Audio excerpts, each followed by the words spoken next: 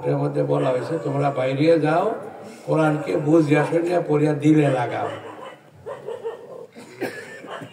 লিয়াতাফাক্কাহু কইছে।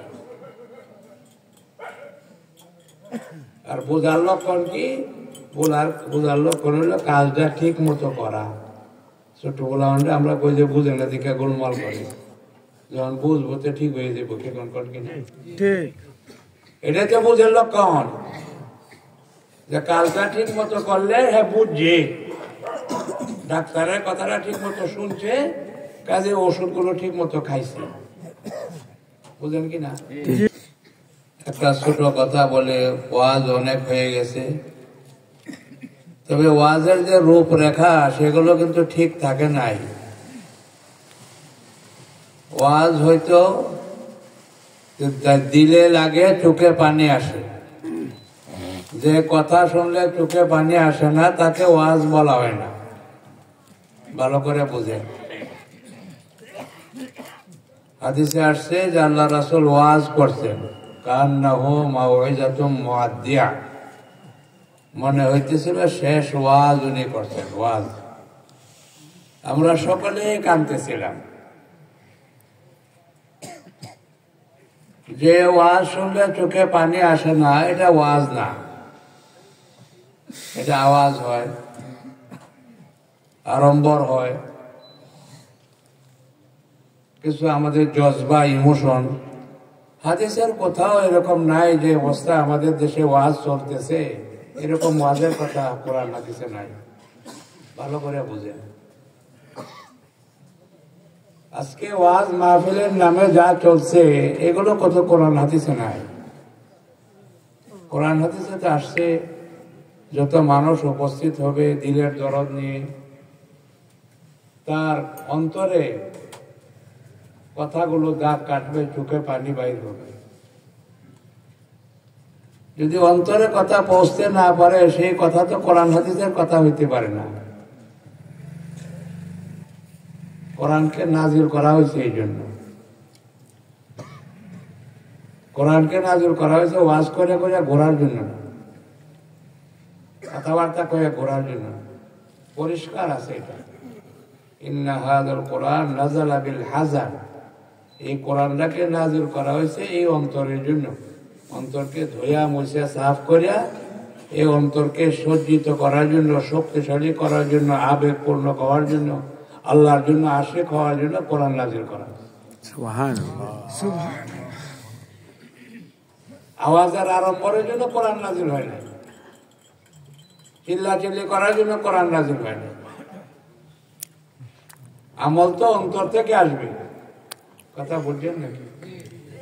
ছেলে বিদেশে থাকলে অনেকদিন পরে আসলে দেখলে চোখে পানি আসে, কি করে আসে কিনা? ওইটা তো মহব্বতের পরিচয়। আজকে যে ওয়াজের মাহফিল চলতেছে এগুলো তো কোনো কোরআন হাদিস এরকম পাওয়া যায় না, কেউ বলতে পারবে না। আল্লাহ যতটুকু আমরা টুকটাক কিছু কোরআন হাদিসের কথা দেখার বোঝার তৌফিক দিয়েছে, কোরআনে এটাই আসছে, হাদিসে এটাই আসছে। 7 পারার মধ্যে আয়াত আছে কোরআন শরীফ, আল্লাহ বলছে তারা যখন কোরআন শুনতো সবাই কাঁদতে কাঁদতে পেরেশান হয়ে গেছে। নবীর উপরে যখন কোরআন নাজিল হয়েছে যারা শ্রোতারা ছিল সবাই কাঁদতে কাঁদতে পেরেশান হয়েছে, তাদের দিলে দাগ কাটছে,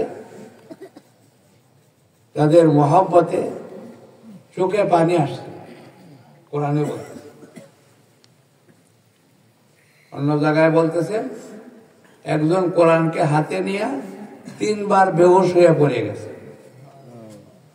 কোরআন দিলে আসর করছে, বেহুশ হয়ে গেছে 3 বার, একবার না।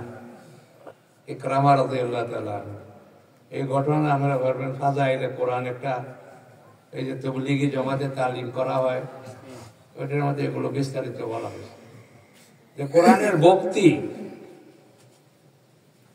কোরআনের নামে জোরে সোরে নারায়ে তাকবীর বলা, আল্লাহু আকবার বলা, এটার কথা বলা হয়েছিল দিলের থেকে। যদি কেউ খুশিতে বলে আলহামদুলিল্লাহ ভালো নাই, ভালো আছে, কিন্তু এটাই যদি সীমিত করে তাহলে কোরআনের হক আদায় হবে না, কানতে হবে। কান্দাটার হুকুম করছে আল্লাহ। কথা বলতে বোঝেন না? কোরআন পড়লে যে কানতে হবে এটা যে আল্লাহর হুকুম, কেউ হয়তো এর আগে আর শুনেন নেই কোনো। কথা বোঝেন নাকি? আল্লাহ তো কোরআনে হুকুম করছে, এটা আমার কালাম, এটার দাম আছে। এটা দুনিয়ার গল্প গুজারি না, দুনিয়ার আড়ম্বর না, এটা দিলের থেকে শুনতে হবে। বাপু কোরআনে হুকুম করছে, আর কোরআনে আসছে সবাই কোরআন কথা শুনলে কানতে কানতে পেরেশান হয়ে, দিল কাঁপতে থাকতো, ওয়াজিলাতিল কুলুব, কম্পন শুরু হয়ে গেছে দিলের ভিতরে। এটা দিলের জন্য না দিয়েছে, কানের জন্য না। কানে সুন্দর লাগবো, কানে তো সুন্দর লাগে গান শুনলে। কোরআন তো দিলের জন্য না দিয়েছে। সৌন্দর্য আছে কোরআন শুনে বহুত মুসলমান হয়ে যায়, কিন্তু দিলে তাক থাকে। যারা দিলে পৌঁছবে না এটা ওয়াজ হইতে পারে না। আগে তো সবাই ওয়াজ করতো না, মানে বই পড়ে ওয়াজ করে, কিতাব পড়ে ওয়াজ করে, আরবিতে তর্জমা করে। তর্জমা করার নাম পড়া না। আল্লাহ এটার কথা কোরআনে বলেন না। যে আয়াত পড়ছি